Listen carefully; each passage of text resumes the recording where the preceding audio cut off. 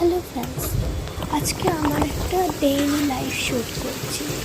আজকে সকাল থেকেই বেশ বৃষ্টি পড়ছিল, তাই আজকে হয়তো একটু দেরি করে ওঠা হয়ে গেছে। তারপরে সকালে মা ইলিশ মাছ রান্না করেছিল। বর্ষা ইলিশের হয়তো একটা অন্যই কথা আছে।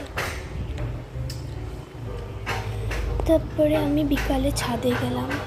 ছাদে তখনও আকাশে মেঘলা আবহাওয়া ছিল, দেখতে ভালোই লাগছিল।